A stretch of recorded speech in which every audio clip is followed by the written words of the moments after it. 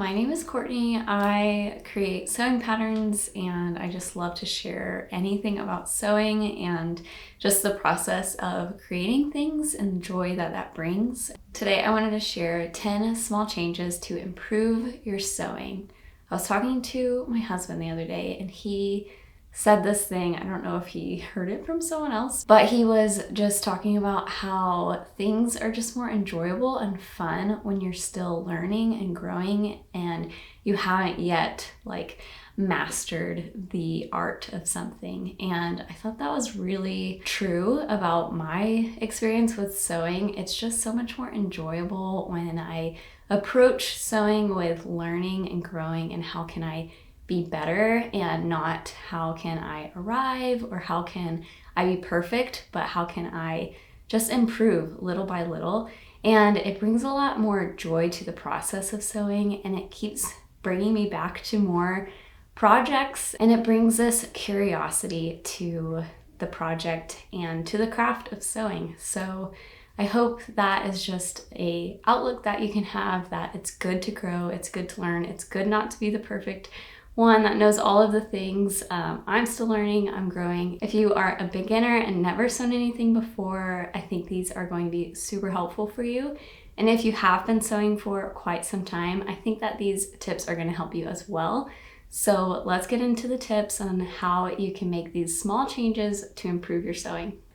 So my first tip is to practice seam allowance. This is something that will come more naturally to you the more that you sew. The seam allowance is the width between the needle and where it's creating the stitch and the edge of your fabric. So the reason that you want a seam allowance of say like ½ inch sometimes is because you have more room for finishing your edge later on, or maybe you need to trim this down and hide the seam in a different way through like a French seam. And different patterns and different projects will call for different seam allowances. Usually I work with a ½ inch to ½ inch seam allowance, and when you just naturally know what this width looks like, it is a little bit more smooth of a sew. So you can do this by putting tape on your sewing machine or using a sewing gauge. This is one of my favorite tools that I have. Is this just, I think it's like $4, this little sewing gauge. It'll keep these seam allowances uniform. When you change maybe the position of your needle on your machine, you might have to readjust that in your mind of knowing where the seam allowance is, so you can always double check with your gauge or if you're working with tape on your sewing machine. But the more you practice it, the more it will come easily. And also double checking these seam allowances according to your pattern and your project is really important, because it'll really affect the end result, the end fit of your garment. And it's just that small little change that will make those big improvements. My second tip is one that I haven't always loved to do, but it's ironing. Ironing is so important to sewing. It is one of those things that when you don't do it, you can tell, and when you do it, you can tell a huge difference. It makes that big of a deal. So when you are preparing your fabric, ironing it beforehand is key to just getting that fit correctly, getting your cuts lined up exactly how they need to be lined up. And when you iron a seam after you've sewn it, it's going to just make that crisp, like finished look, and it's going to set that seam in place so that the more that you wear it and wash your item, your fabric is going to return back to what it knows from being ironed. So pressing and ironing your fabric is one not to skip in your sewing practice. My third idea for small changes is to use the correct tools. Tools can be one of those things that hinder you from continuing, so I'm not trying to promote that. I just want to say how the right tools can affect your end result in a beautiful way. They can be so helpful when you have scissors that are made for fabric. They're made for cutting through materials like cotton and linen, and even thicker materials like denim. Then you can really tell the difference. It's going to not only affect the end result, but the process. And as we talk about a lot, the process is a huge part of sewing. It's where a lot of the joy is found in creating. And so when you get to focus on the process and you enjoy it because your tools are working how they should work, then you're going to have such a more enjoyable experience, and it's going to keep inviting you back to sewing and keep inviting you back into this practice. So these aren't tools you have to invest like a ton into, but the beauty about sewing tools is when you invest in the beginning or you buy the right thing at the beginning, it's going to last you for years. What I really love about sewing is the tools last. Sewing machines last a long time. When you take care of your scissors, they're going to last you. When you replace the blade on your rotary tool, it's going to just keep working well for you. A few of my tools that I recommend that you having just from the beginning are a great pair of scissors, a great rotary tool, a straight edge. So this is something that I was doing a project recently and I didn't have my straight edge, and it was so frustrating, and I could really see in the end result, I was just like, if I had my straight edge, this would have been a lot better. A seam ripper is a great tool to have. I definitely recommend that from the get-go. An iron, like I talked about earlier, a sewing machine that works well, one that runs well, that one that's not gonna put up a lot of frustration for you. And if you want to know how to choose the right sewing machine, I have a video that you can watch on that. Something I definitely recommend is a cutting mat. So something that's a self-healing cutting mat. I have a really large one on my table. You don't have to have one that large. It can be a smaller one that you can tuck away in a corner when you're not using it and just pull out on your dining table. But these tools are really going to just make the process more enjoyable, like I talked about earlier, and improve your sewing project in the end. Something that I love to do is to just take notice of clothes that I have that I've bought from brands that I love, or look online and in store at clothes that I admire, and really try to deconstruct it in my mind and just think like, what stands out about this dress or these pants that is just drawing me in, that I love so much. And that's where I look at the garment tag and I look at what the fabric is made of. I look at the sleeves and how they're made and how maybe there's a detail on them, or how the buttons are placed and the length of it. Just taking notes of all of the things that you love about something is going to help you create those things that you want to create, the dresses that you dream of wearing. And this is going to be by just taking notice. For example, I love the brand Christy Dawn. They are a sustainable, ethical, beautiful brand, just all around amazing. Just the detail of their dresses is incredible. And I saved up and I got a dress from them, and it is just absolutely beautiful. And I took note online. You could see like what the description was and what the dress was made out of, and it was cotton voile, and I don't exactly know how to say that word, but it was cotton voile. And so I went fabric shopping soon after that, and I noticed in this large section it was all cotton voile fabric, and it just like clicked in my mind of, this is the fabric that I want. This is the fabric that I'm looking forward to create my dresses out of, because it's lightweight. It is able to put those details in place. It wears really well. It flows exactly how you want it to flow. So now I know when I go shopping on Etsy or online, I can type in cotton wool by the yard and look up the fabric that I want. And it's easy, I think, to just think like cotton is one way. That's so not true. There's like thick cotton, thin cotton, denim, that's cotton. I mean, cotton is just a blanket term for so many different types of fabric. And so even learning this tiny detail of what the dream dress that I have, what it's made out of, and now I know what to search for when I'm in a store or when I'm shopping online for fabric. And so taking notice of dresses, items that I admire, and really and learning from it. It's what I was saying earlier of, you're always learning, you're always growing, and the more you take notice, you're sure to learn something new. So another tip is to learn bias binding. And I'm going to show you 2 ways to do this, 2 ways that I really like to do. So when you learn how to do bias binding, it's going to enclose a seam. It can finish an edge. It can make something look nicer. You can use it on the inside of maybe a jacket or something to enclose the seams properly, and so those aren't exposed. Maybe if you want to turn the jacket right side out or inside out, then you can wear it with the binding on the outside. It's also a finishing detail, or even just one of interest. You can also see it on blankets. It's something that you're going to use in a lot of sewing projects, so let's just learn how to do it right here. You don't even need any special tools. There is a bias binding tool that you can get if that's something that you're interested in, but don't let that stop you from creating bias binding. So I'm going to show you how to do that now. For this first way, you're going to take an inch wide piece of bias binding and fold it in half. You're going to iron it to make sure it is pressed really well.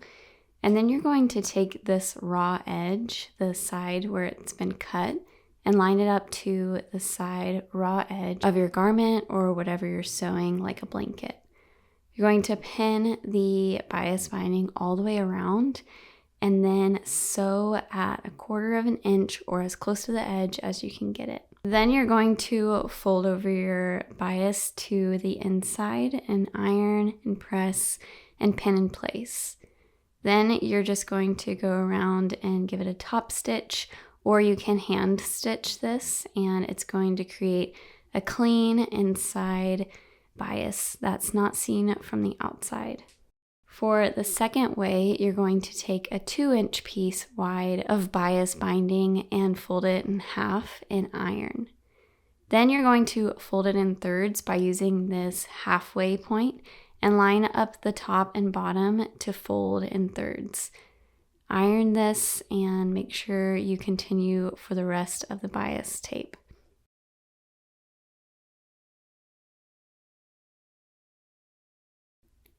Now you're going to fold it once more, and this will be your final tape, and you're going to unfold everything.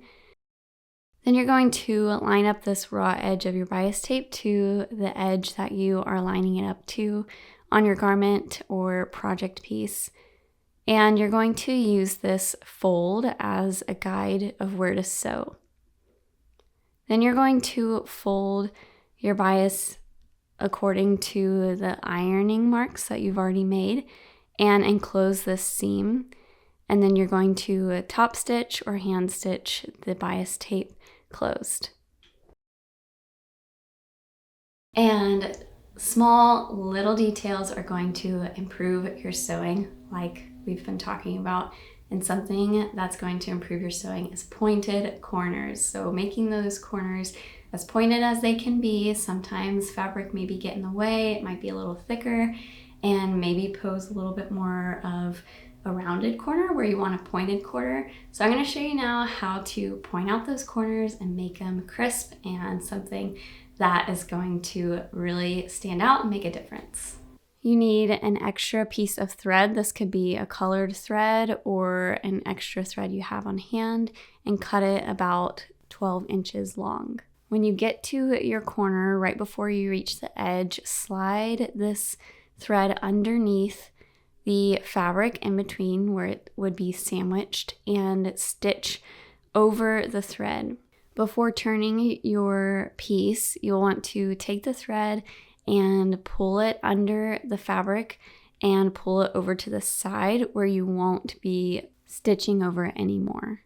Continue stitching around, and if you're doing a square, continue this by sliding another piece of thread underneath the fabric and stitching over it, then pulling it through the fabric pieces over to the side where you won't stitch it anymore, and continue sewing your piece.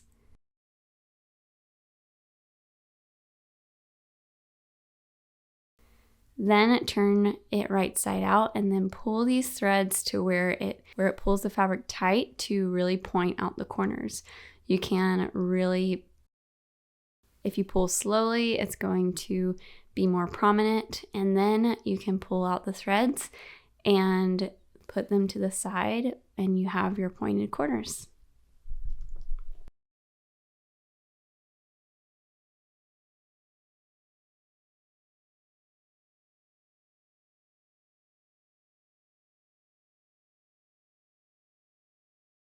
Turning a strap is maybe one of those things that I avoid when necessary, or when it calls for a turned strap. I might just try to come up with a different way to make a strap, but it is needed sometimes, so I'm going to show you how to turn a strap right now.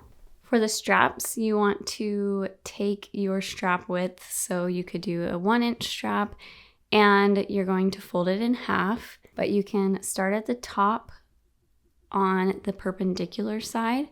So this would be the shorter end, and sew across, and then sew down the long side of the strap, continuing to the end, but leaving the end open.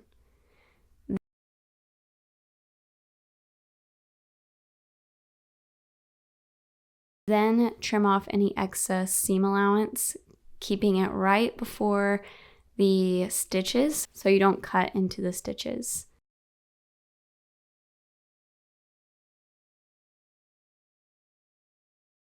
Then you're going to take a chopstick or some kind of long stick that you have, maybe a straw, and you're going to line it up to this short end and slowly gather the strap onto the chopstick, and this is going to turn your piece right side out. Just take your time with this. It might take a little bit of time. If you continue to shimmy the fabric over the chopstick, it's going to eventually turn it right side out. And then if you give it a good press with an iron, it's going to look really clean, and the ends are going to be sandwiched in between fabrics, so you don't have to worry about them being finished.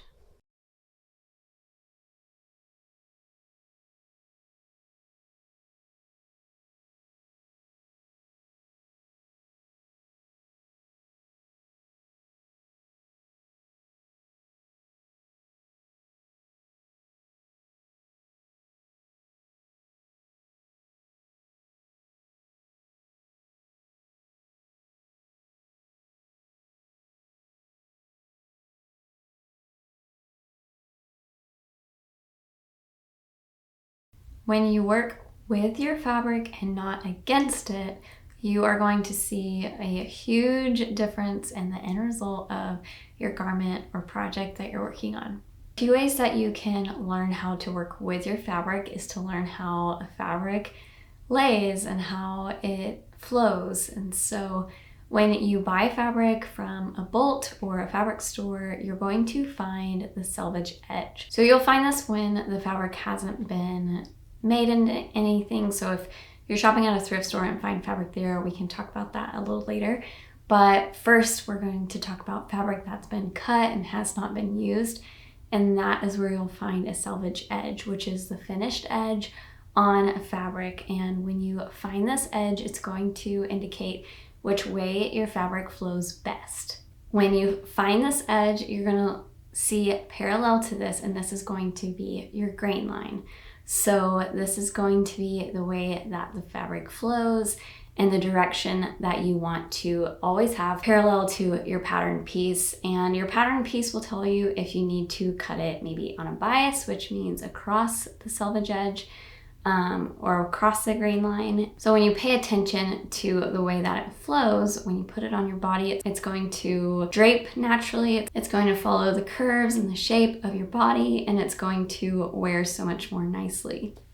You can even pull your fabric in different directions, and you can see the way that there's more stretch to it. This is usually where the grain line is, and you want to follow this, and this would be where the selvage edge would be if you don't see the selvage edge. So say you bought some curtains or fabric at a thrift store and it didn't have the selvage edge, it was cut off, or maybe it was already made into something, so you don't know which way the grain line is going. You can pull and stretch your fabric and kind of see which way it is stretching, where there's more give to it, and that would be where you want to line your pattern piece up to. I would say the exception to this rule would be linen fabric. I think linen is one of those that can go multiple ways. I always still line things up to the selvage edge, but say to save fabric, you could use linen, and it can go a little bit further. That's a personal preference. I'm not saying it's like the hard and fast rule, but I personally will go against the grain line if I need that extra fabric, if I'm using linen. But cotton, usually you need to follow that grain line to make sure that your fabric is flowing correctly. With any project, with any hobby, practicing is really key. And that is why I like to thrift fabrics and curtains and sheets, or even save curtains or things I'm not going to be using anymore.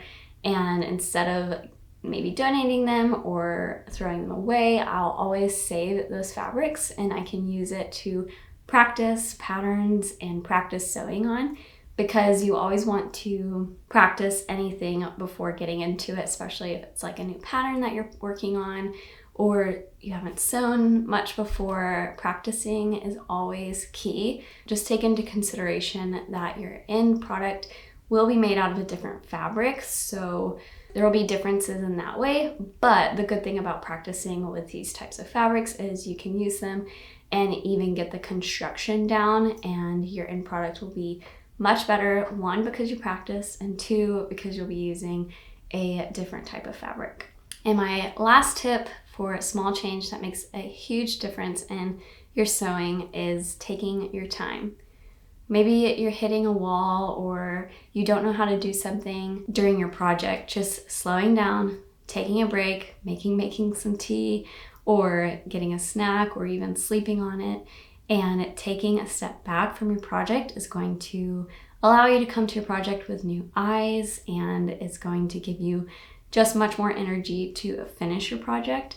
And the more you take your time, you seam rip when necessary, you finish your edges, you iron like we talked about earlier, use the correct tools and the correct steps, maybe even researching how to do something you don't know how to do.